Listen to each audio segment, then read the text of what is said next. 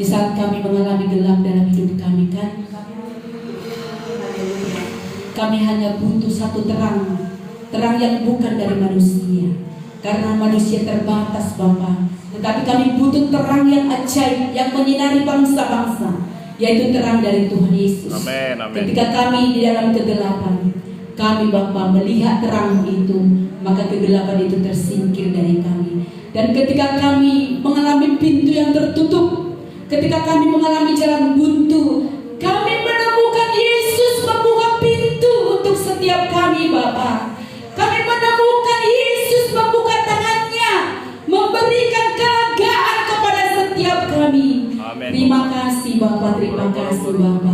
Terpuji namamu, terpuji namamu. Sebentar kami dengan firman. Berkati hambamu Bapa, biarlah benar-benar pengurapan Roh Kudus. Berikan kami pengertian yang sama Bapa. Ketika kami makan dari kebenaran firman, kami memperoleh pengertian yang sama, yang mudah kami mengerti, yang mudah kami pahami, karena Roh Kudus bekerja di dalam kami, mengajar-ajari kami. Apa yang kami dengar itu boleh kami cerna Bapa, boleh kami miliki, kami bawa ke rumah tangga kami masing-masing. Di dalam nama Tuhan Yesus, haleluya, amin.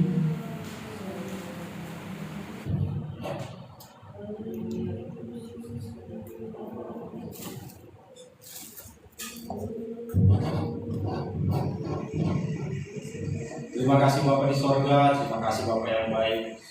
Kalau kami sudah memuji menyembah-Mu, mulai puji penyembahan, sebentar kami mau dengar firman-Mu. Berfirmanlah Bapa, berfirmanlah Roh Kudus, surahkanlah-Mu, kami juga yang mendengar, sehingga firman yang disampaikan nanti benar-benar membangun, menguatkan, menghibur kami Bapa. Kami boleh bertumbuh, berakar, bahkan berbuah dalam firman-Mu Bapa. Terima kasih Bapa yang baik. Kami sambut firman-Mu, sama-sama kita katakan Amin. Haleluya, haleluya.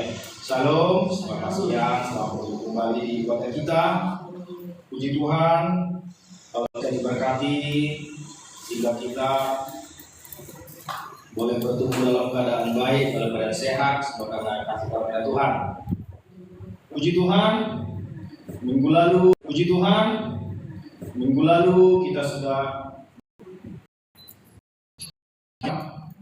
bahwa orang yang sungguh-sungguh ya belajar firman Tuhan, memperkatakannya firman Tuhan dan memperkatakannya. Dan memperkatakannya akan berubah ya, pasti berubah dia.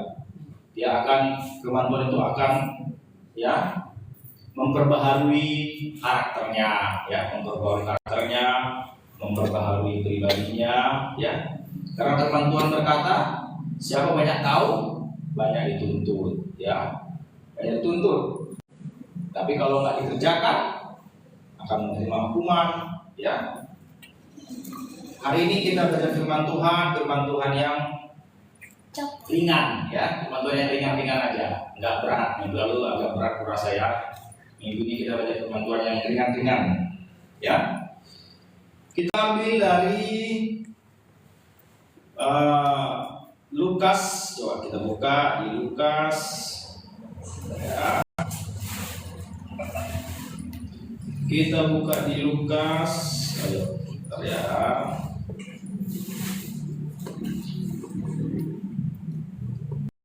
Lukas 19, ayo, kita buka di Lukas 19. Firman Tuhan ini agak ringan, tapi cuma sekedar memberi kita wawasan, ya, memberikan kita wawasan, ya. Firman Tuhan kali ini untuk memberi kita wawasan, ya, karena firman Tuhan ini dibilang berat juga, dibilang ringan juga ya. Tapi bagi kebanyakan orang memang sih agak berat memang ya. Lukas 19 saya baca, kita baca bergantian lah ya. Kita baca bergantian lah supaya enak. Lukas 19 ya, kita baca bergantian. Oke?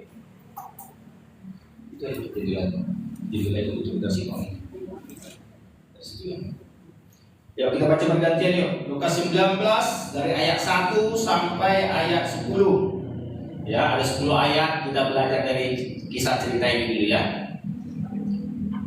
Tidak dapat semua? Haleluya. Kita pelajari. Saya lupa, saya belum pernah mengkok ini merasa selama apa ya pelayanan kita. Tapi coba kita pelajari ya di sini ya. Lukas 19 ayat 1 sampai 10 kita baca bergantian, saya 1 baru ayat 2 nanti bergantian kita ya.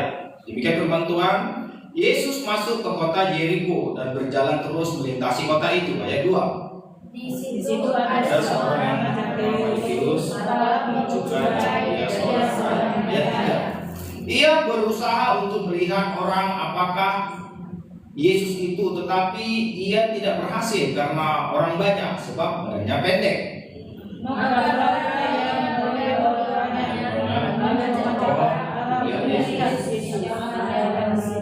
Ketika Yesus sampai ke tempat itu, ia melihat ke atas dan berkata, Zakheus, segeralah turun, sebab hari ini aku harus menumpang di rumahmu. Lalu Zakheus berkata dan menerima Yesus dengan berkata.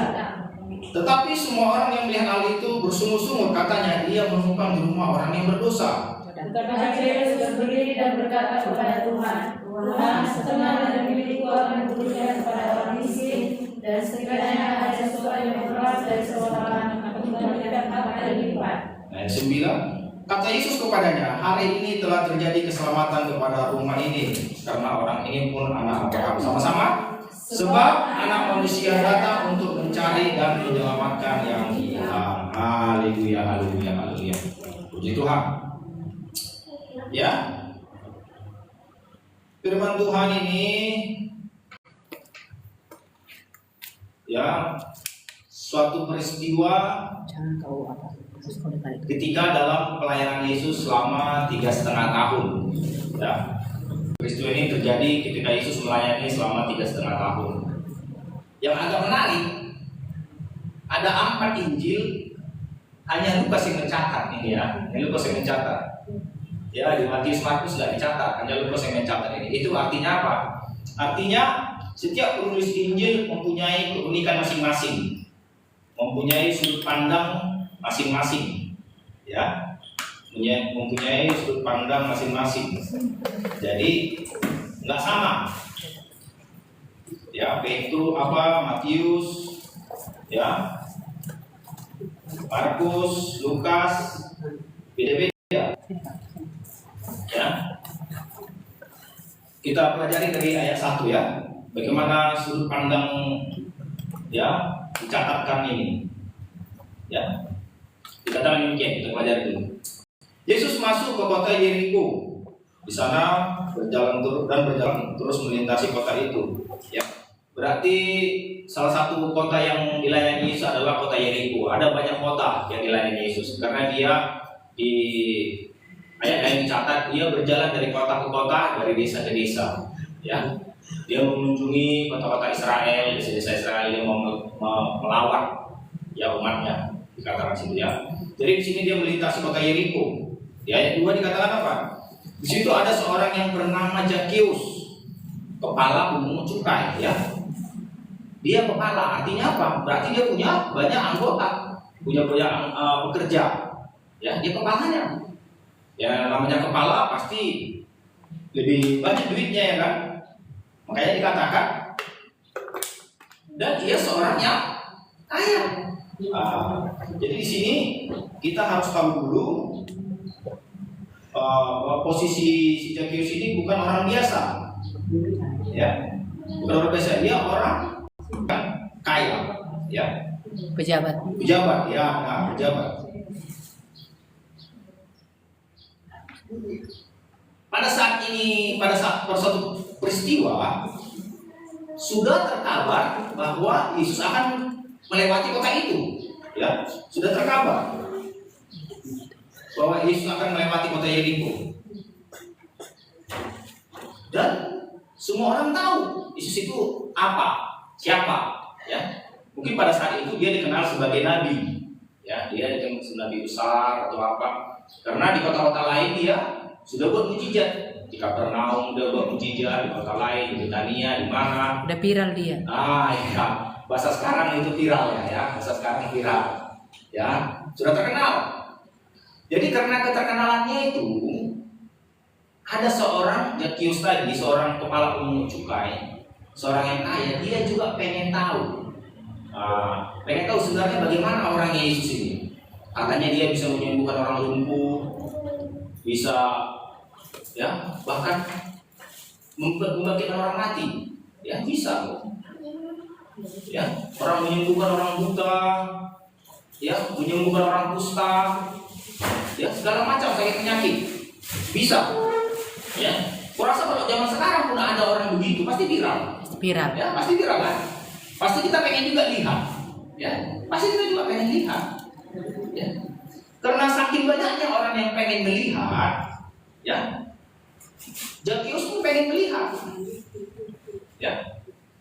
Sebenarnya Zakius ini orang sebenarnya kalau saya baca sedikit ya, Zakius ini sebenarnya orang Israel, orang Yahudi yang baik sebenarnya. Kenapa yang baik?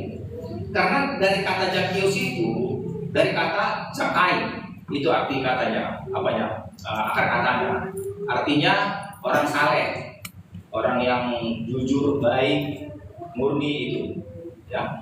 Itu dari kata Zakai. Kalau di bahasa apa kan jadi Zakius, di Yunani kan jadi Zakius. Sama seperti Saul, di Yunani kan jadi Saulus, yang gitu. Paulus ada usnya jadinya, ya. Demikian juga Zakius ini. Dari namanya sebenarnya maksudnya baik, nama yang baik.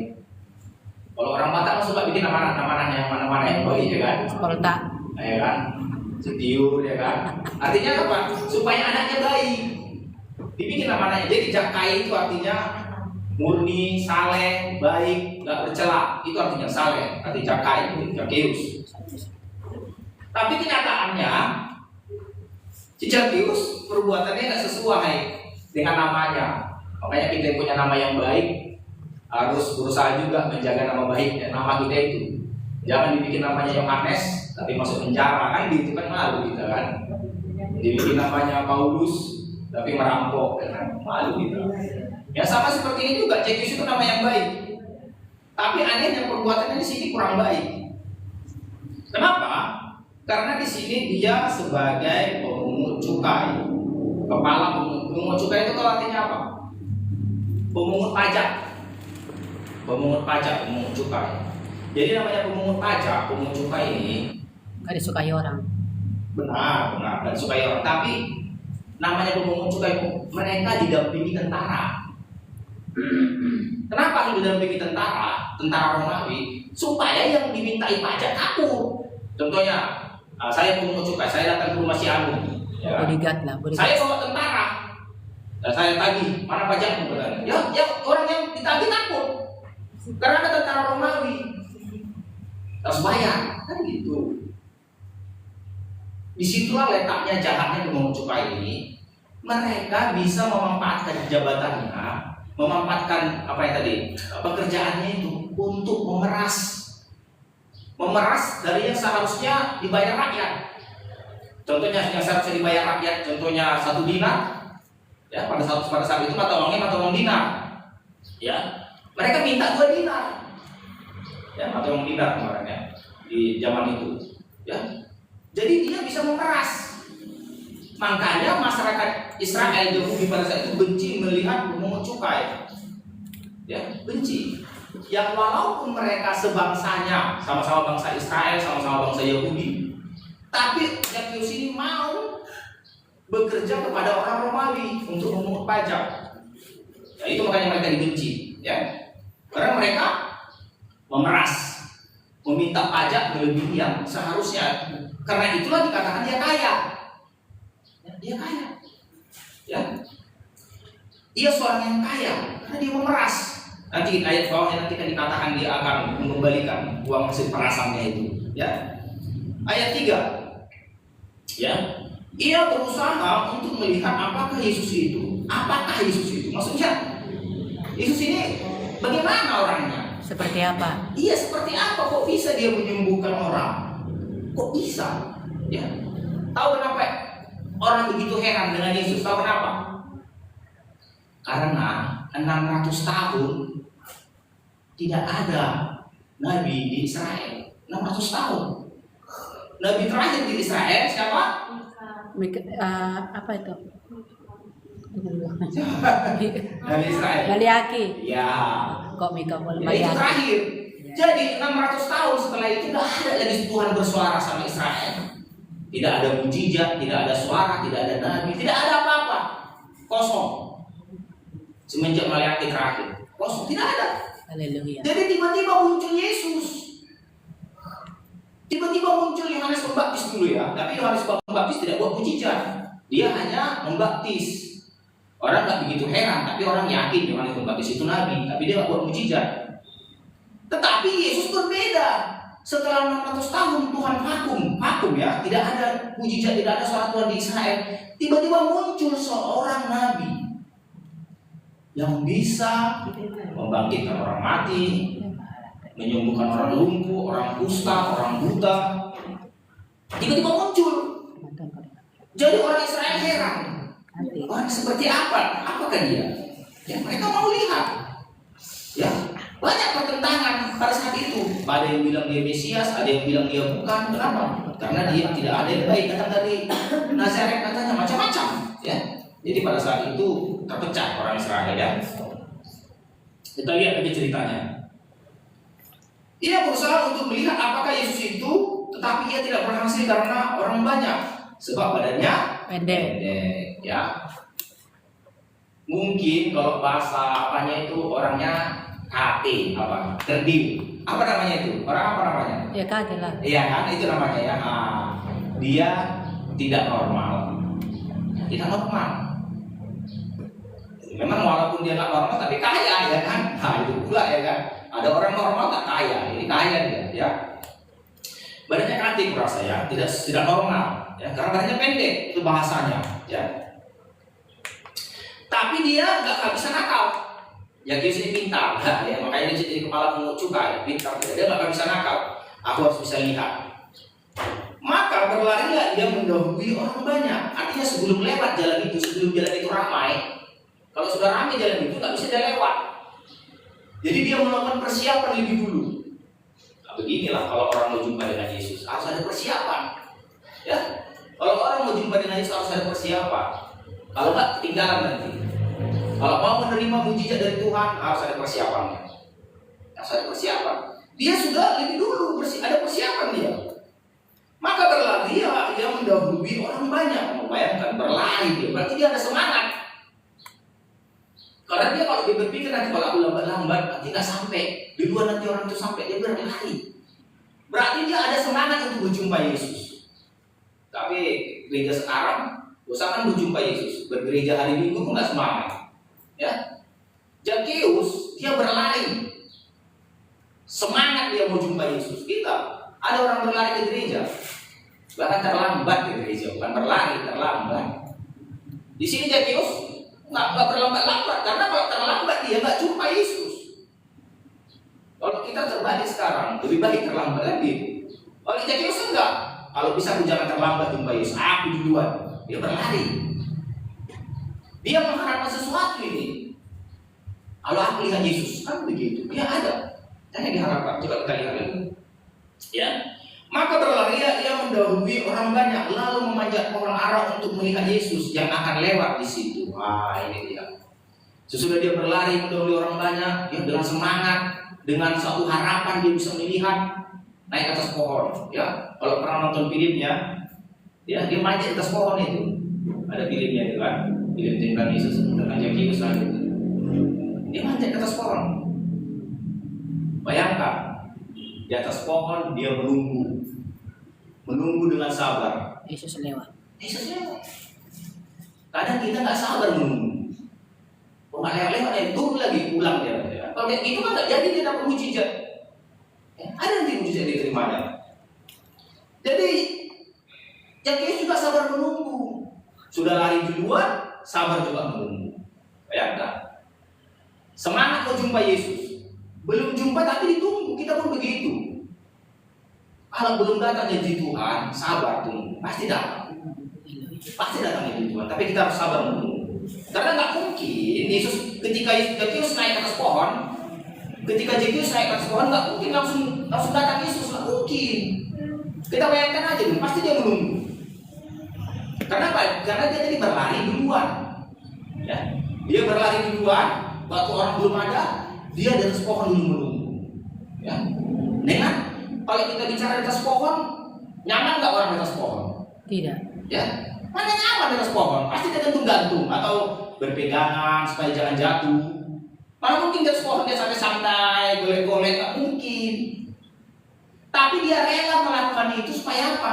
Bertemu Yesus. Supaya bisa melihat wajah Yesus, berjumpa dengan Yesus. Kita mau berjumpa dengan Yesus ya ibadah, ya. Mau melihat wajah Yesus kita beribadah. Tapi orang pemalas datang, nggak mau berlari, nggak mau menunggu.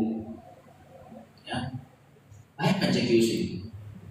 Zacchaeus ini adalah satu teladan bagi kita. Dia mau berlari di luar jumpa Yesus. Dia mau menunggu. Menunggu itu bukan hal yang apa? Hal yang gampang. Dia menunggu di atas pohon. Kalau menunggu di atas, duduk di kursi masih enak. Ya, enak nunggu di kursi, duduk ada AC-nya.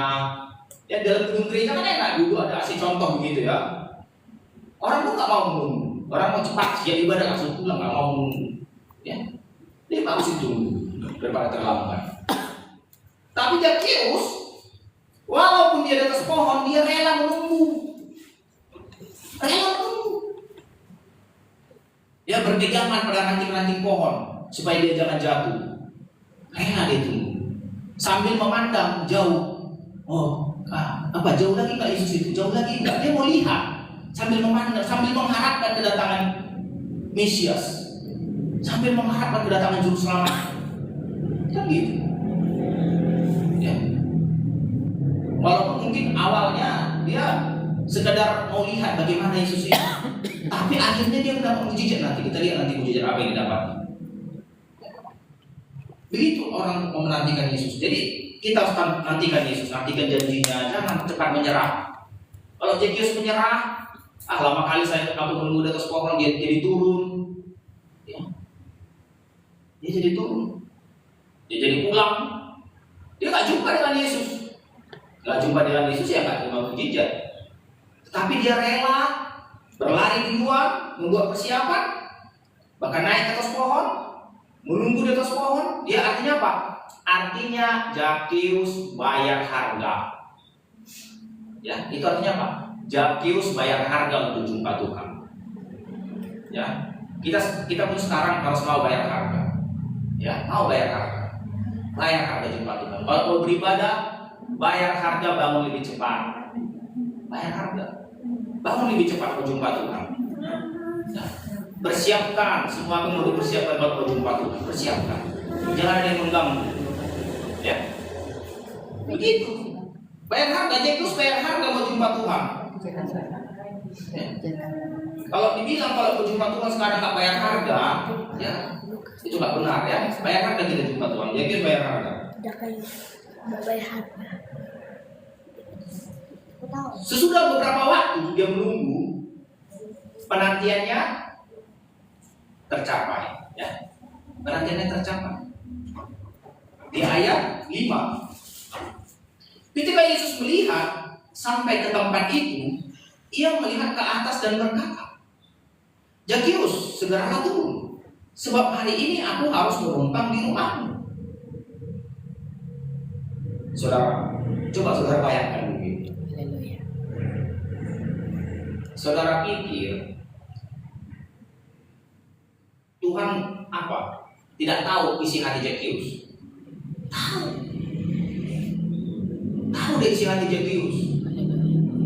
Sehingga Tuhan menanggapi isi hatinya itu dengan mengatakan, aku ingin menumpang di rumah. Tahu deh isi hati. Dia rindu untuk bertemu dengan Yesus, dekat dengan Yesus. Ya. Saya rasa nggak mungkin Yesus berkata, Zacchaeus aku ingin menumpang di rumah. Nggak mungkin Yesus berkata demikian kepada sembarang orang. Nggak mungkin. Nggak mungkin. Coba saya tanya dulu. Dari Alkitab ini, dari Injil, Matius, Markus, Lukas, kalau ditanya, di rumah siapa pernah Yesus menumpang? Kalau ditanya, di rumah siapa pernah Yesus menumpang? Yang pernah dicatat? Hanya Zacchaeus. Kenapa hanya dia? Karena Tuhan tahu isi hatinya. Demikian juga kita. Kalau isi hati kita rindu sama Tuhan, Tuhan mau datang. Mau datang Tuhan. Aku mau menumpang di rumahmu. Yesus nggak berkata demikian sama semua orang yang lewat. Enggak sembarangan tuh. Karena Tuhan sudah lihat perjuangannya, Yesus sudah lihat persiapannya, Yesus sudah lihat hatinya. Haleluya. Yesus tahu hatimu. Kalau hatimu rindu sama Tuhan, mau jumpa, Yesus akan berkata, aku mau menumpang di rumahku. Yesus nggak berkata demikian sama semua orang-orang lain, enggak. Memang dicatat juga ada beberapa orang Farisi mau mengundang Yesus makan. Ada ketika ada beberapa orang Farisi mengundang Yesus makan, Yesus mau datang. Ya, ketika ada yang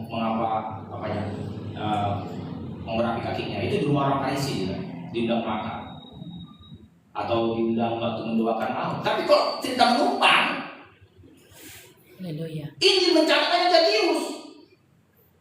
Bayangkan itu. Tuhan pencipta langit dan bumi mau menumpang di rumah, Menginap itu. menginap bahasanya. Bagaimana kalau tiba-tiba datang di sini Jokowi dulu, sekarang Prabowo lah. Bilang halo Bapak siapa lagi tadi Pak Hadiman, Pak Hadiman. Iya. Halo Adek. Saya bisa menumpang di rumah. Contoh ya kan. Gomparlat apa? Banda Ya, setia. pasti gempar. Tapi Tuhan Yesus berkata demikian bukan tanpa sebab. Haleluya. Bukan tanpa sebab, ada sebabnya. Ya, jangan saudara pikir ini apa namanya? Nasi-nasiban. Iya betul, nasi-nasiban. Ya, bukan nasi-nasiban itu bukan. Tidak ada yang namanya kebetulan. Ya, tidak ada yang namanya kebetulan di Alkitab. Tidak ada yang namanya kebetulan di Alkitab. Perhatikan dari Kejadian sampai Wahyu yang namanya kebetulan tidak ada di Alkitab. Ya, kebetulan. Firman Tuhan mencatat apa di Mazmur? Jika engkau lurus, aku Lurus. lurus. Jika engkau berbelok-belok, Aku berbelok-belok. Tuhan lihat ketulusan Zakheus, ketulusan hatinya bahwa berjumpa Tuhan itu Tuhan lihat.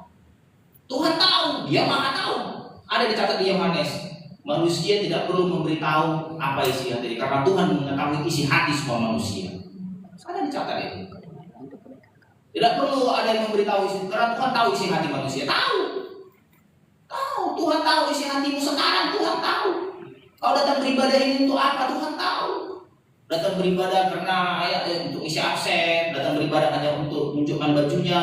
Tuhan tahu. Tuhan tahu. Jangan berbohong sama Tuhan. Nggak bisa.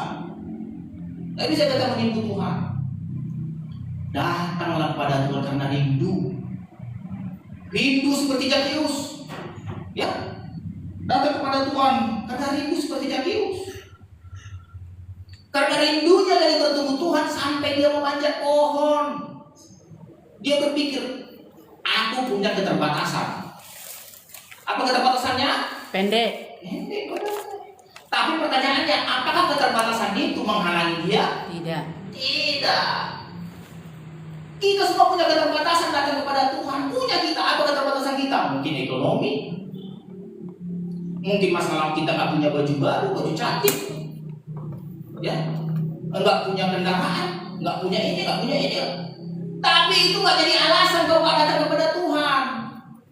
Banyak orang beralasan nggak mau datang kepada Tuhan. Ongkosku nggak ada, bajuku nggak ada, Alkitabku nggak ada. Banyak alasannya mau datang. Tapi Zakheus nggak beralasan. Zakheus nggak beralasan. Badanku pendek, nggak bisa melihat dia, nggak usah lihat. Tidak. Zakheus rindu di hatinya, dia betul. Ya, begitu rindunya dia sampai memanjat pohon, saudara. Aduh, saya nggak bisa bayangkan ya. Bayangkan dulu saudara. Orang yang kati memanjat pohon, gampang apa tidak? Bayangkan. Kalau orang yang normal memanjat pohon gampang. Karena orang yang kati itu kakinya pendek. Ya, orang kati itu kakinya pendek. Bagaimana kaki pendek memanjat? Bagaimana? Coba bayangkan saudara. Itu sulit.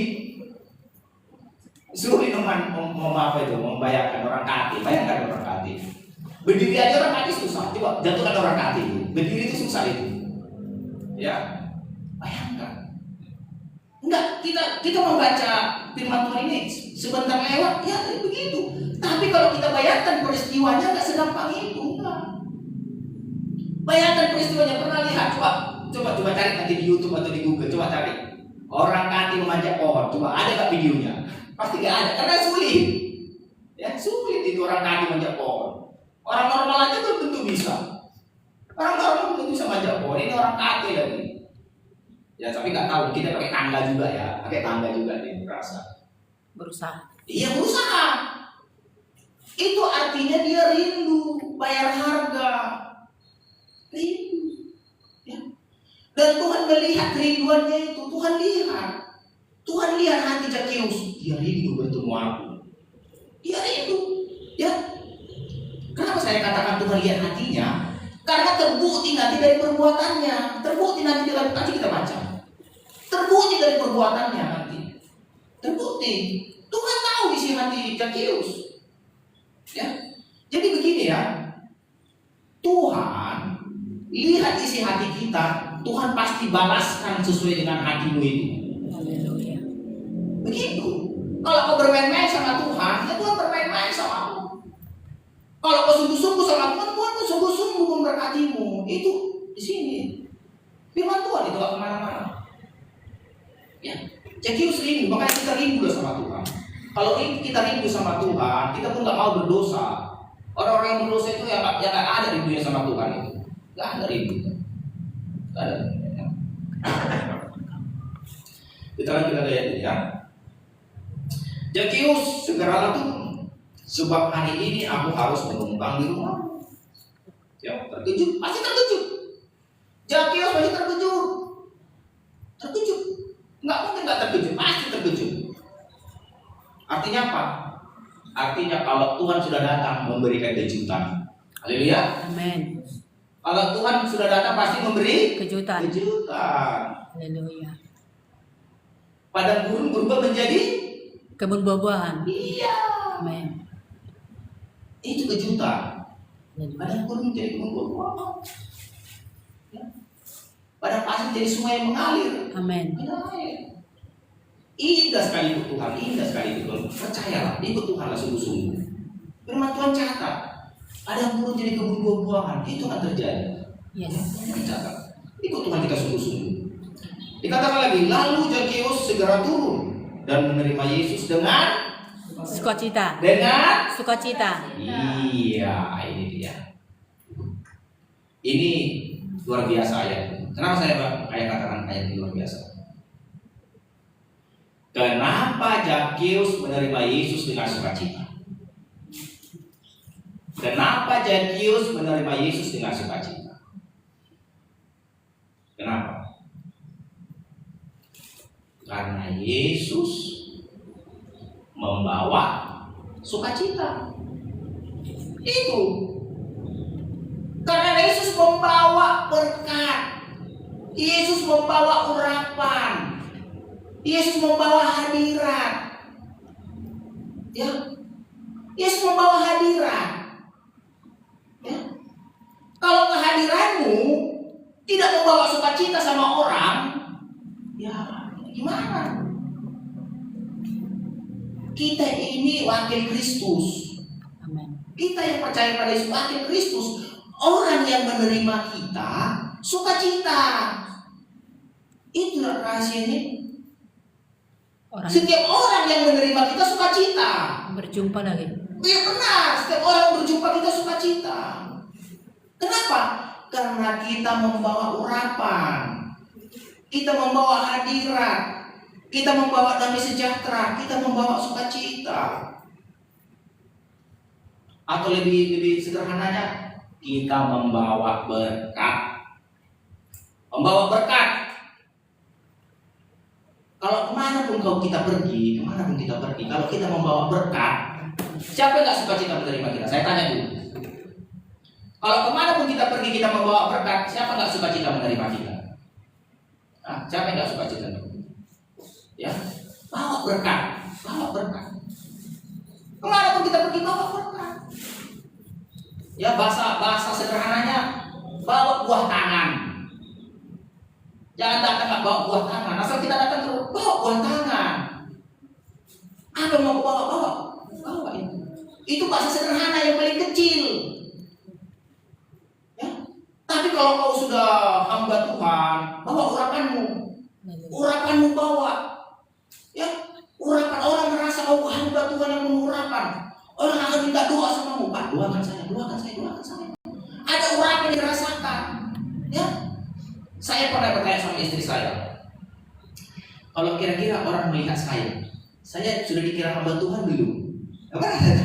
Ya, saya sudah dikira hamba Tuhan belum lah, kau jelas kau katanya gitu kan? Artinya apa? Artinya saya belum membawa urapan. Belajar. Masih belajar, ya kan? Ya kalau bisa jumpa di mana-mana. Orang sudah kenal nggak saya hamba Tuhan? Saya sudah bawa urapan enggak? Kan gitu. Saya tanya juga, bagaimana dengan Pak Lukman? Itu udah ada urapannya belum? Oh itu udah ada, nampak ya kan? Bagaimana dengan Pak Ninggulan? Oh itu udah nampak urapan hamba Tuhan. Jadi bagaimana dengan aku? Oh belum katanya. Coba. Ya, itu artinya kenapa Zakheus menerima Yesus dengan sukacita. Kenapa Zakheus menerima Yesus dengan sukacita? Karena Yesus membawa urapan, membawa hadirat. Ya, ada urapan yang terasa, ada hadirat yang terasa. Ya, kalau seseorang datang masuk ke rumahmu, ada urapan yang terasa. Ya, ada urapan yang terasa. Seperti hamba Tuhan orang tua kita ya, hamba Tuhan rumah kita ya. Ya. Kalau emak kita nggak hadir, pasti beda urapannya di ruangan ini. Tapi karena dia hadir, pasti beda, terasa itu. Terasa kalau ada seorang hamba Tuhan hadir, ada urapan yang berbeda. Kalau dia nggak hadir, kayaknya urapan itu kurang. Ya. Itu artinya apa? Seseorang itu membawa urapan. Suatu kumpulan-kumpulan pun, di mana kumpulan-kumpulan itu, kalau ada seorang hamba Tuhan nggak hadir di kumpulan itu, kayak berbeda. Tapi ketika hamba Tuhan hadir di kumpulan itu, berbeda. Kenapa kita bisa rasa demikian? Karena dia membawa urapan. Kita merasa lebih sukacita, lebih semangat. Oh, tadi kami ibadah, datang hamba Tuhannya. Oh, saya lebih semangat rasanya. Oh, dia tadi nggak datang, kayaknya biasa aja ibadah itu. Ya memang. Kenapa? Karena nggak ada yang membawa urapan itu. Itu maksudnya. Kenapa Zakheus menerima Yesus dengan sukacita? Ya. Kenapa bisa dirasakan sukacita itu? Kenapa? Karena Yesus membawa hadirat. Makanya saya katakan, ya, selalu datang kepada Tuhan supaya hadirat kita ada banyak hadirat. Orang bisa merasakan kalau berjumpa dengan kita, oh dia seorang hamba Tuhan. Terasa dia seorang hamba Tuhan, dia seorang anak Tuhan. Dari senyumnya saja orang sudah lihat senyum seorang hamba Tuhan, senyum seorang anak Tuhan. Ya, itu orang berjumpa dengan kita sukacita. Berjumpa dengan kita sukacita. Jangan orang jumpa dengan kita menghindar ya. Menghindar. Orang mau jumpa, nggak usah dulu jumpa sama dia, jangan. Ya. Saya mau belajar. Bagaimana memiliki urapan seorang hamba Tuhan. Belajar. Kita juga belajar. Miliki urapan seorang hamba Tuhan. Miliki urapan seorang anak Tuhan. Amin. Kenapa? Supaya orang yang berjumpa dengan kita merasa sukacita. Baca ayat ini, kita baca ayat ini. Lalu Zakheus segera turun dan menerima Yesus dengan Sukacita. Sukacita orang datang berjumpa. Sukacita. Ya, sukacita orang datang. Itu gak terjadi kebetulan, enggak kebetulan itu. Itu karena Yesus membawa hadirat, membawa urapan, membawa berkat, membawa damai sejahtera. Ya. Kalau belum bisa membawa urapan, setidaknya bawa buah tangan. Itu paling sederhana itu. Kalau kau bawa buah tangan, berkunjung ke rumah seorang, pasti sukacita yang kau jumpai. Sukacita enggak? Sukacita. Bawa entah berapa kilo jeruk atau apel atau apa. Itu sukacita. Kalau datang tangan kosong, enggak, pasti beda. Tuhan aja bilang, jangan datang menghadap tangan kosong katanya. Ya, jangan datang Ulangan 16:16. Jangan datang tangan kosong ya. Kita baca ayat selanjutnya. Tetapi semua orang yang melihat hal itu bersungut-sungut, katanya ia menumpang di rumah orang Berdosa. Artinya apa? Artinya kalau orang kerjanya hanya bergosip, bersungut-sungut itu bergosip, hanya bergosip aja taunya. Ya, jangan kita jadi orang banyak taunya bergosip aja, bersungut-sungut. Ya, bukannya malah bersuka cita ada orang mau ditobatkan, bergosip, balik dunia ini memang. Ini orang rame-rame ikut Yesus ini, rame-rame ikut Yesus, tapi nggak mengerti maksud kedatangan Yesus ke rumah Zakius. Ya, itu artinya apa? Orang yang rame-rame ikut Yesus belum tentu mengerti maksud kedatangan Yesus. Orang yang rame-rame datang ke gereja, rame-rame gerejanya penuh, gereja ribuan jemaatnya, belum tentu mengerti arti kedatangan Yesus. Belum tentu mengerti. Sama seperti ini. Rame-rame mereka ikut Yesus rombongan, tapi nggak mengerti maksud kedatangan Yesus menumpang di rumah Zakius. Mau menyelamatkan Zakius. Iya, nggak mengerti. Jadi jangan mau asal rame. Oh, gereja sana rame gerejanya. Oh, jemaatnya ribuan. Oh, rame, ada AC-nya, pemusiknya, audionya bagus. Penari-penari banyak, ini banyak, fasilitas lengkap. Tapi nggak mengerti arti kedatangan Yesus. Inilah sama kayak orang-orang banyak ini. Kerjanya cuma bersungut-sungut. Ya ada mengerti arti pertobatan, bahwa kedatangan Yesus untuk pertobatan Zakius. Nggak mengerti mereka. Jadi jangan kita mau jadi seperti orang banyak yang taunya hanya bersungut-sungut. Kalau orang suka bersungut-sungut ini lah, seperti orang banyak ini nih, nggak kebagian. Zakius yang kebagian, orang itu mana kebagian? Cuma kebagian rame-rame aja, ya. Hanya gitu, hanya kebagian rame-rame. Ya. Kalau dia KKR kan rame-rame, berapa yang mengerti firman? Ya. Bukan mau rame-rame kita. Firman Tuhan bilang apa? Sempit dan Sedikit. Bukan lebar dan luas. Luas dan lebar lagi. Bukan, itu ke tempat lain nanti. Yang banyak itu sempit dan sedikit ya. Jadi kita jangan mau ikut orang rame-rame, nggak mengerti arti kedatangan Yesus ya. Kedatangan Yesus ini, kalau kita mengerti itu kita bersuka cita. Zakius mau diselamatkan ya. Ayat 8. Tetapi Zakius berdiri dan berkata kepada Tuhan. Nah ini dia. Ini ayat ini terjadi masih di dekat pohon itu, belum di rumahnya ini, belum. Jangan pikir dia sudah sampai di rumahnya, belum. Masih baru turun dari pohon dia ini. Perhatikan ya ini. Tetapi Zakius berdiri dan berkata kepada Tuhan. Ini masih dekat pohon itu, baru dia turun. Baru dia turun dari pohon ini. Karena disuruh Yesus turun. Iya, belum lagi sampai Yesus ke rumahnya, belum masuk ke rumahnya, belum. Ya, artinya apa? Begitu cepatnya perubahan hati Zakius dari seorang yang dulunya jahat, suka memeras dulunya, cepat berubah, dibalikan Tuhan hatinya cepat. Hanya karena Yesus mengundang dia mau menginap di rumahnya, dibalikan Tuhan sekejap. Jadi artinya apa? Artinya kalau orang mau membalikkan hati orang, mau bertobat sebentar Tuhan balikan. Sebentar.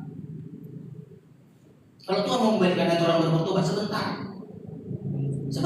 Kalau mau memberi hati. Kalau mau memberi hati sama Tuhan seperti Zakius, sebentar dibalikkan Tuhan hatinya. Yang sebelumnya mungkin kalau kejadian ini mungkin hari Rabu, hari Selasanya masih memeras dia. Enggak. Ya. Kalau kejadian ini misalnya hari Rabu atau hari Selasa, hari Seninnya Zakius masih memeras orang. Hari Rabunya datang Yesus. Contoh gitu ya. Artinya apa? Dalam satu hari bisa Tuhan balikkan hatinya dari seorang yang suka memeras. Tuhan balikkan sekejap. Kalau mau memberi hati sama Tuhan Yesus, beri hati sama Yesus. Pasti dibalikkan Tuhan hatimu. Ya. Apa yang terjadi? Tetapi Zakius berdiri dan berkata kepada Tuhan, Tuhan, setengah dari milikku akan kuberikan kepada orang miskin. Setengah dari milikku akan kuberikan kepada orang miskin. Belum ada dicatat di Alkitab orang yang memberikan setengah hartanya. Di Alkitab ini dicatat, belum ada selain Zakius. Belum ada dicatat. Belum ada yang memberikan setengah dari hartanya. Tapi Zakius memberikan. Cornelius dicatat dia orang yang suka bersedekah, tapi tidak setengah hartanya. Tapi walaupun demikian Cornelius diselamatkan di kisah pasal 10 itu. Suka dia memberi. Tapi tak Dorcas suka bersedekah, dibangkitkan. Tapi tak dikatakan setengah hartanya, ini setengah hartanya. Bayangkan, sekejap dari orang yang pelit, yang suka memeras, Tuhan balikkan karena Tuhan mau. Ya. Dan sekiranya ada sesuatu yang kuperas dari seseorang, akan kukembalikan 4 kali lipat. Ya. Kalau dikatakan sekiranya ada yang kuperas, berarti ada. Mungkin dia, tapi dia mungkin udah lupa atau bagaimana ya kan? Sehingga dikatakan sekiranya ada. Artinya kalau ada. Artinya begini. Artinya Zakius membuka diri. Ya, jadi artinya membuka diri, mau mengakui kesalahan. Ya. Kita juga anak Tuhan harus mau membuka diri mengakui kesalahan, akui kesalahan di hadapan Tuhan. Ada kebetulan mencatat di Amsal, siapa yang mengakui kesalahannya, ya, akan mendapat kasih karunia. Ada di Amsal. Dia akui kesalahanmu. Si Zakius ini, diakuinya bahwa dia pernah memeras. Kalau nggak diakuinya dia pernah memeras, ya pengampunan Tuhan nggak jalan. Firman Tuhan juga katakan di 1 Yohanes, dikatakan apa? Jika engkau mengaku Tuhan setia dosamu, maka ia akan setia akan mengampuni. Akui dosamu. Zakius mengakui bahwa dia pernah memeras. Sekiranya ada yang pernah kuperas, berarti dia akan mengaku, membuka diri. Kita pun akui kesalahanmu. Akui kesalahanmu di hadapan Tuhan. Kalau nggak mau akui kesalahanmu di hadapan Tuhan, nggak ada terjadi keselamatan. Nggak terjadi keselamatan. Di Amsal itu dicatat. Dari siapa yang mengakui kesalahan yang mendapat kasih kamu? Ya, akui kesalahan. Jangan sembunyikan kesalahanmu. Jangan simpan-simpan kesalahan. Apa aja kesalahanmu? Kesalahanmu masa muda, kesalahanmu masa kecil. Akui semua. Akui di hadapan Tuhan. Akui di hadapan Tuhan.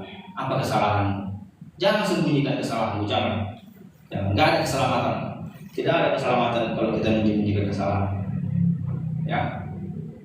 Akui kesalahan. Zakius mengakui kesalahannya. Ya, aku pernah memeras. Dan sekiranya ada yang pernah aku peras, kembalikan 4 kali lipat. Artinya apa? Artinya begini. Zakius membuka diri. Siapa yang pernah aku peras melapor sama aku, itu maksudnya. Melapor maksudnya dia mau mengakui kesalahannya, mengembalikan yang kuperas tadi, bukan hanya 1 kali lipat. Artinya bukan hanya yang diperasnya itu 4 kali lipat sebagai ganti penyesalannya, sebagai ganti rasa dia bersalah, berdosa begitu. Dia mau ganti 4 kali lipat. Tapi sebenarnya yang dilakukan Zakius ini sebenarnya hukum Taurat. Tapi saya cari ayatnya belum dapat. Ada hukum Taurat. Kalau kita melakukan seseorang, kita akan ganti 4 kali lipat, ada. Itu ada hukum di apa itu di kalau salah di Keluaran dari mana saya nanti saya cari. Sebenarnya kalau ini hukum Taurat sebenarnya. Kalau kita melakukan kesalahan, kita harus ganti 4 kali. Ganti 4 kali. Dan Zakius mau menuruti mengganti 4 kali lipat. Ya. Pasti ada orang yang kalau aku dulu pernah koperasi sih. Zakius mau karena dia sudah berjanji di sini di hadapan Tuhan. Ya.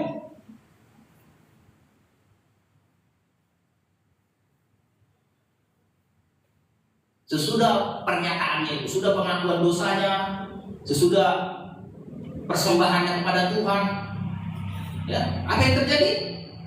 Apa yang terjadi? Kita baca ayat 9. Kata Yesus kepadanya, hari ini telah terjadi keselamatan kepada Rumah ini. ya, kepada rumah ini, artinya kepada Zakeus. Kepada Zakeus. Kepada rumah ini maksudnya apa? Kepada istrinya dan anak-anaknya. Itu arti rumah. Rumah itu artinya bukan rumah ini diselamatkan, memang bisa diselamatkan rumah. Rumah itu benda mati. Ya. Yang diselamatkan itu maksudnya rumah tangganya, rumah tangga maksudnya. Rumah ini rumah tangganya, istri dan anaknya selamat semua. Artinya apa? Artinya begini. Keselamatan rumah tangga tergantung kepala keluarga. Itu artinya.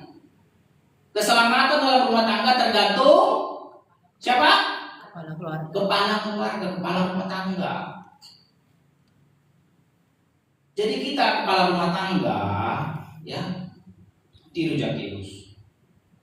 Selamat istri dan anak-anak pasti kepada rumah ini, rumah tanggamu maksudnya. Ya, jadi sekarang terbalik. Saya lihat ibu-ibu yang rajin beribadah, bapaknya di dua, ya, terbalik di kampung-kampung. Ya, terbalik. Ibu-ibu banyak di gereja, banyak ikut apa, tapi bapak-bapaknya nggak tahu kemana. Ya, bapaknya nggak tahu kemana. Padahal keselamatan itu harus suami, kepala rumah tangga. Ya, sesungguhnya keselamatan sudah terjadi atas rumah ini. Karena orang ini pun anak Abraham. Haleluya. Anak Abraham. Kenapa Yesus berbicara anak Abraham? Karena Abraham diberkati di bumi, tapi juga diberkati Tuhan, ya, dikenal Tuhan. Ya. Kita semua mau jadi anak Abraham. Amin. Diberkati kita di bumi, juga selamat ke surga. Itu maksudnya.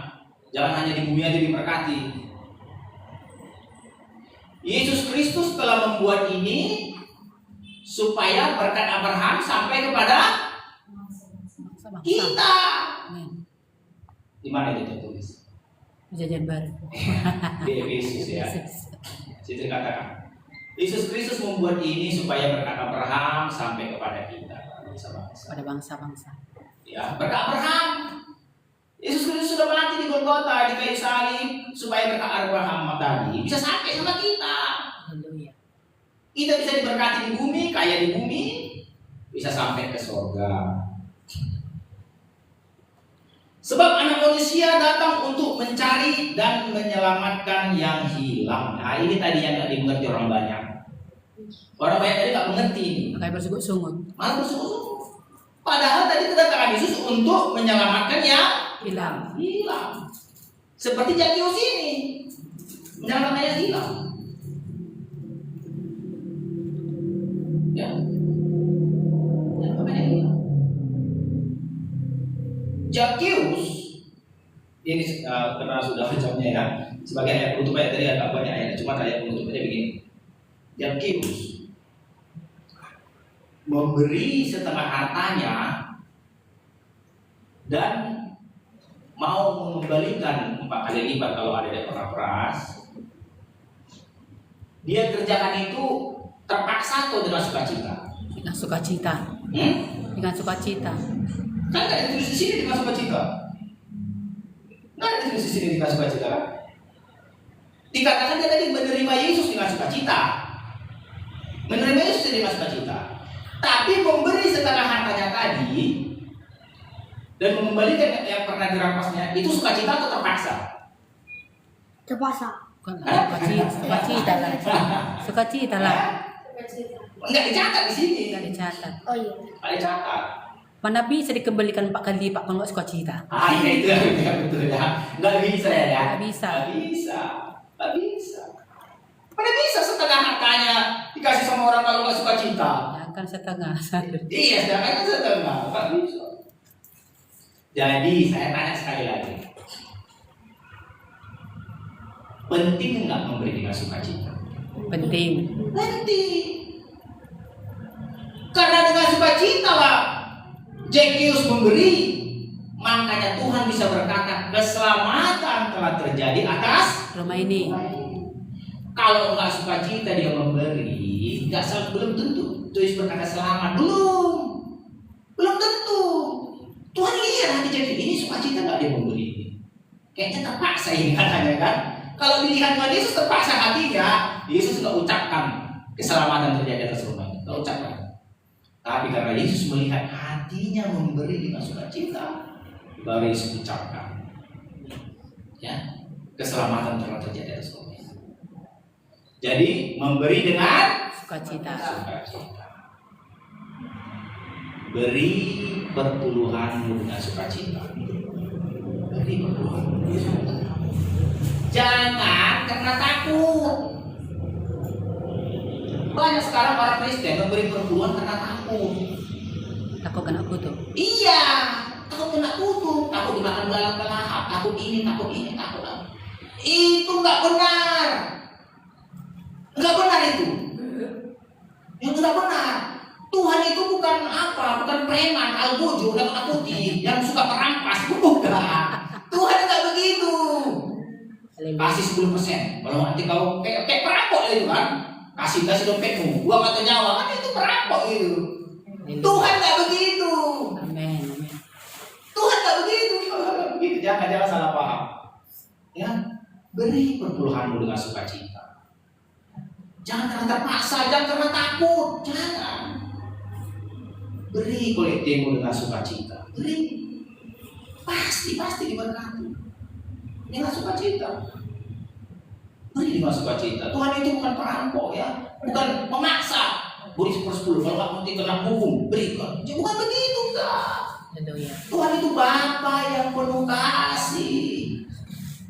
Itu dibikin peraturan 10 itu untuk melatih kita, Ketaatan. supaya kita benar. Pertama untuk taat, kedua untuk murah hati, melatih kita murah hatinya itu.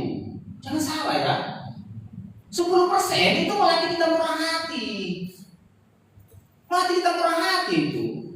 Kalau sudah 10% sudah ringan, lebih dari 10% pun bisa. Saya tanya dulu, setengah dari harta itu berapa persen?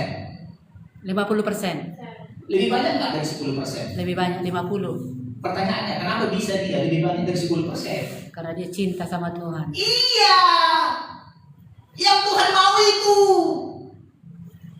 yang Tuhan mau. Kalau orang memberi 10% karena takut, ya segitu aja batasnya, dia nggak bisa lebih, nggak bisa naik itu, nggak bisa lebih. Yakin kalau hanya 10% itu yang diberi sama Tuhan, pasti nggak berani dia ngasih lebih, nggak mau dia tambah 1% lagi. Gak usah kan tambah sampai 50%, 1% lagi pun tambah nggak mau. Tapi kalau hatimu seperti Zekius, bukan 10%, 50% dikasih. Makanya saya katakan ada yang kita dicatat yang bisa memberi 50%. Abraham aja nggak sampai 50%, 10% ya Abraham. Ya, bisa. Ya, 50%. Ada yang berani? Hah? Siapa yang berani ngasih 50% harta? Ada yang berani? Kenapa Zekius berani? Kenapa Zekius berani? Karena hatinya rindu, itu yang Tuhan mau. Jadi kalau hanya 10% ya sedikit, ya 10% sedikit. Janda miskin, nanti kalau kita buka di semua ayatnya banyak kali. Janda miskin itu 2 peser, 2 peser. Tahu 2 peser itu berapa? Kecil itu. Kecil, sangat kecil sekali. Tapi apa kata Tuhan? Janda itu memberi lebih banyak dari semua orang yang ada di sini, katanya. Bahkan dia memberi seluruh Hidupnya. Kalau Zekius 50%, janda itu 100%. Haleluya. Hah? Bisa saudara bayangkan? Zakheus 50%, janda itu 100%. Seluruh hidupnya 2 peser 100% hidupnya. Jadi berbicara sama Tuhan jangan dibatasi 10%, jangan. Itu melatih murah hatinya 10%. Kalau 10% pun nggak sanggup, macam mana mau lebih? Itu melatih hatimu. Hatimu yang perlu kasih. Yesus memberikan nyawanya diberi. Masa kau 10% pun udah kayak mau mati rasanya? Yesus sendiri nyawanya. Ya, jangan. Itu melatih hatimu ya, supaya murah hati. Rindu sama Tuhan, rindu sama Tuhan. Ya, gitu. Jadi namanya godaan mamon itu pada lagi. Mamon nggak ada berkuasa lagi mamon. Jangan mengabdi pada tuan-tuan. Itu nggak berkuasa lagi mamon sama kamu. Kalau kau sudah kuat, bisa memberi perpuluhan, bisa memberi, bisa ringan. Saya kasih satu contoh. Kalau ada orang penghasilannya 1 miliar, ya perpuluhannya berapa? 100 juta. 100 juta. 1000 juta. Ya, 1 miliar 100 juta. Ya. Kalau ada 100 juta. Ya. Kalau ada penghasilannya 10 miliar, 1 miliar. 1 miliar kan? Sama-sama super 10 tadi kan? Yang 100 juta sama 1 miliar. 1 miliar. Sama kan? Sama-sama super 10. 10%. Sama-sama 10%, ya kan? Tapi kalau orang yang penghasilannya 10 miliar tadi dikasih 2 miliar. Dikasihnya 2 miliar, ya kan? Berarti yang penghasilan 1 miliar tadi dikasih 200 juta. Yang 1 miliar tadi dikasih 200 juta. Berarti sudah 20%. Sudah 20% kan? Yang 10 miliar tadi masih 1 miliar. Dengar kan? Mana yang lebih banyak perpuluhannya? Yang perpuluhannya 1 miliar atau yang mengasih 20% tadi? 200 juta. Mana yang lebih banyak jumlah uangnya? Yang jumlah uangnya yang 1 miliar kan? Miliar. 1 miliar lebih banyak kan? Ngerti maksudnya kan? Yang tadi penghasilannya 10 miliar. Sumber 10-nya 1 miliar. Ya. Yang tadi perpuluhan penghasilannya 1 miliar, dikasihnya 200 juta. 20%, bukan 10%, 20%. Mana yang lebih banyak? Yang 1 miliar atau yang 200 juta? Kalau jumlah nominal yang 1 miliar. 1 miliar. Tapi jumlah hati yang 200 juta. Iya, itu saya maksud. Di hadapan Tuhan lebih berharga yang 200 juta tadi. Kenapa? Karena dia sudah bisa memberi lebih. Dia sudah bisa memberi lebih dari 10%. Sudah bisa memberi lebih. Pertanyaannya, kenapa dia bisa memberi lebih dari 10%? Karena rindu sama Tuhan. Tapi kalau gerejanya bilang nggak perlu rindu sama Tuhan, yang penting 1/10 aja katanya. Ya cuma 1/10 aja dapatnya, cuma 100 juta. Ya. Artinya apa? Artinya Tuhan bukan melihat batas uangmu, bukan. Tuhan melihat rindu hatimu, sukacitamu memberi. Gitu ya. Jadi hatimu lihat. Kalau hatimu rindu sama Tuhan, pasti memberi sama Tuhan nggak sulit. Ya, nggak sulit. Ya, saya rasa dalam usah banyak lagi kita buka ayatnya. Sampai sini aja lah ya. Mari kita berdoa. Bapa di surga, terima kasih buat firman-Mu. Kami bersyukur Tuhan. Kami mau memiliki hati seperti Zakheus, Bapak. Ajar kami, Bapak. Roh Kudus bimbing kami. Terima kasih Bapak yang baik. Sama-sama kita katakan. Amin.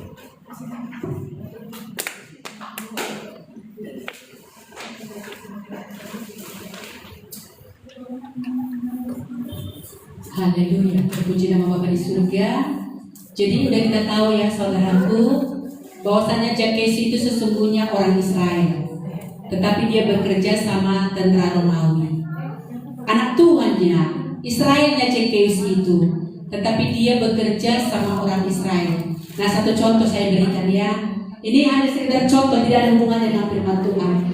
Kita tahu di kampung di Samosir ada satu perusahaan maaf lah ya, aku sebutkan namanya TPL. Nah, satu perusahaan ini hanya sebatas contoh. Suatu perusahaan TPL didirikan di Samosir sana, daerahnya yang pas saya kurang tahu. Nah, jadi perusahaan TPL ini merekrut orang-orang yang bekerja untuk TPL ini, orang-orang sekitar. Oke, perusahaan TPL didirikan di Samosir. Perusahaan ini merekrut orang-orang yang bekerja, orang-orang Samosir, sehingga terjadilah antara Dongas Sahuta, Dongas Marga, bentrok. Sampai saya ada lihat di TikTok ya, ketika orang-orang yang tidak mau menyerahkan lahannya ke TPL, tetapi TPL sudah mengklaim itu miliknya. Saya tidak kurang tahu bagaimana caranya. Nah, si orang kampung itu menanami benih di tanah itu. Nah, orang-orang semarganya, orang-orang yang semarga yang bekerja di perusahaan TPL itu membuang benih-benih itu. Wah, ketika kuliah itu agak Tuhan,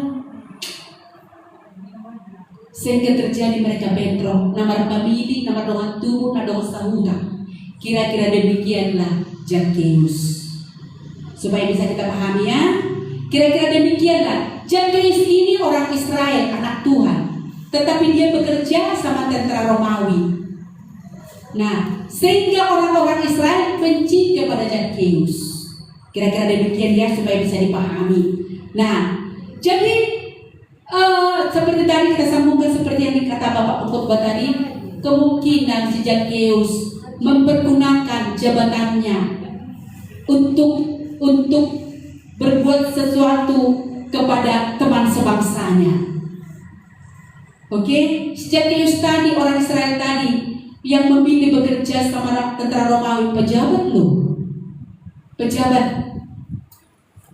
Oke, entah bagaimana caranya kok bisa Zakheus dipilih, kita nggak tahu. Yang penting posisinya Zakheus itu pejabat. Jadi si Zakheus ini mempergunakan jabatannya untuk menagih. Nah, seperti tadi kalau ada yang kuperas.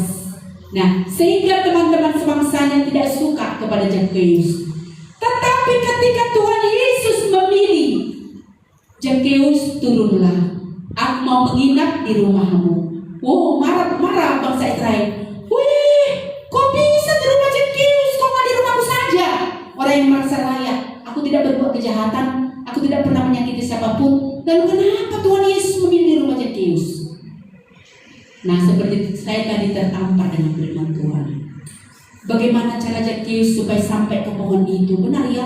Kalau dia orang yang pendek, dia punya kerinduan. Saya mau melihat Tuhan Yesus, saya mau melihat Yesus, saya mau melihat Yesus. Tetapi dengan fisiknya keterbatasannya, dia buat segala cara supaya dia bisa melihat. Nah, itu tadi yang Tuhan lihat. Saya tertampar, saudara. Karena kenapa? Tadi malam nggak menjadi saksi. Tadi malam saya memilih berdoa, tertidur saya, saudara. Tertidur. Sampai pagi-pagi, Tuhan, tertidurnya rupanya saya. Nah, saya mengingat bagaimana cintaku di zaman dahulu.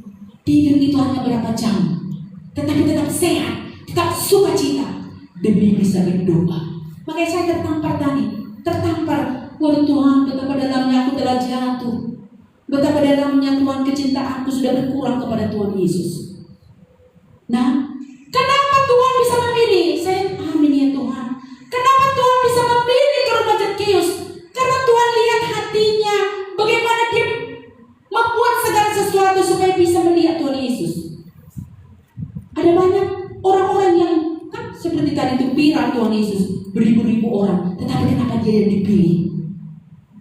Kalau mungkin logikanya Zakheus, mana mungkin dia di tempat tersembunyi di atas pohon itu bisa dilihat Tuhan Yesus? Ada banyak orang-orang berkerumun di situ. Mungkin ada orang yang mungkin punya pengaruh, punya harta, tetapi dipilih Tuhan Yesus karena hatinya tadi. Haleluya, hatinya tadi. Bagaimana supaya bisa berdekat dengan Yesus? Nah, seperti tadi firman Tuhan dan amin. Ketika kita punya kerinduan, saya pernah lihat satu kesaksian di TikTok juga, saudaraku. Kesaksian yang memberkati. Ada satu anak Tuhan yang di dalam pelayanan, dia hanya punya suatu kerinduan nih dalam hatinya. Hari Sabtu, contoh, dia punya kelompok kecil. Di dalam hari Sabtu itu dia berpikir, apa yang bisa aku berbuat hari Minggu ya? Nanti aku bertemu dengan si Anu, makanan apa yang bisa aku siapkan? Nah, ketika dia hanya berpikir segitu saja, dia diperlihatkan Tuhan ada benang-benang emas di hadapannya. Benang-benang emas, masih punya satu kerinduan, ingin berbuat kepada teman-temannya, saudara. Apa yang bisa nanti kulakukan ya, supaya temanku itu nanti nyaman, supaya pokoknya dia hanya memikirkan itu aja. Tetapi Tuhan sudah perlihatkan ada benang-benang emas yang sedang dianyam, ditenun di hadapannya. Tuhan katakan beri pengertian, demikianlah aku menghargai, demikianlah aku menghargai niat-niat yang baik di hati anak-anakku. Ketika aku baca itu, aduh Tuhan, masih hanya niat saja pun udah Tuhan hargai. Seperti benang emas yang sedang ditenun, sedang dirajut. Haleluya. Jadi mulai dari sini ya saudaraku, apa yang bisa kita berbuat? Tuhan tidak berbicara jumlah. Sebelum dikatakan Bapak ini tadi, janda yang miskin itu tadi, seluruh hidupnya, makanya Tuhan Yesus katakan, jangan kau kira bahwa orang itu, mana mungkin janda yang miskin memamer-pamerkan uangnya yang logam gitu. Hei, ini uang logam putri, kata yang bilang. Mana mungkin kan? Tidak mungkin. Tetapi si janda yang miskin itu menggenggam sama seperti saya. Di zaman dulu, perpuluhanku 500 perak. Ku genggam erat-erat perpuluhanku. Tuhan, hanya ini yang ada. Baru aku kira benteng orang yang gobek di tanganku tadi. Ku bawa ke depan. Hanya ini yang ada ya Tuhan. Tapi aku percaya Tuhan akan tambah-tambahkan nolnya. Bulan berikutnya, aku bawa lagi. Bertambah nominalnya sedikit lagi. Sampai hidungku ini berkata, kalau 40 lo dipikiri kita gak makan ikan pulang gereja. Ini orangnya. Saya tuh gereja. Karena kecintaanku kepada Tuhan Yesus, gak tahu lagi apa yang membuat Tuhan Yesus senang. Padahal Tuhan Yesus sudah senangnya. Tapi aku merasa sungguh dia bisa seorang itu Tuhan Yesus mengidah aku. Ku bawa itu saudaraku. Nah, aku tadi berpikir mana mungkin si janda yang miskin itu menunjukkan koinnya itu. Tetapi Tuhan lihat sekalipun digenggam erat-erat sama si janda itu, lihat dia yang memberi lebih banyak. Hati saudaraku, masalah hati. Saya katakan kepada inongku, sabar mamaku, sabar inong, Tuhan akan gantikan. Saya katakan kepada dia, engkau akan mengalami, engkau tidak akan mati, engkau tidak akan dipanggil Tuhan sebelum engkau lihat Tuhan bekerja. Saya katakan kepada dia, akan kau alami, engkau akan bebas memilih ikan apa aja yang ingin kau rasa. Saya katakan perkataan iman itu berkatakan saudaraku, jujur pulang gereja, tidak ada kami bisa beli ikan, tidak ada. Makan dengan garam, dengan bawang, bahkan hanya dengan kerupuk. Tetapi ku perkatakan kepada dia, perkataan-perkataan berkat, perkataan-perkataan janji. Engkau akan mengalami. Dia pula tukang beli ikan sekarang. Haleluya. Si Opul pula tukang beli ikan. Bebas beli. Sukatinya penting mau kasih orang belanja. Nah, pergilah beli apa yang suka. Jadi tadi itu digenapi. Amin. Kembali, kita bukan berbicara masalah apa sekarang ya. Jangan nanti awalan dulu. Tidak, bukan itu. Tuhan lihat hati kita. Apa yang bisa? Hanya mendoakan saja kan? Ayo. Nanti dirajut Tuhan benang-benang emas kepada kita. Dibentuk. Jadi benang-benang emas itu nanti akan dikembalikan. Inilah yang selama ini kau perbuat. Terima. Berkenan Tuhan seperti tadi itu. Haleluya. Terpuji nama Bapa di surga.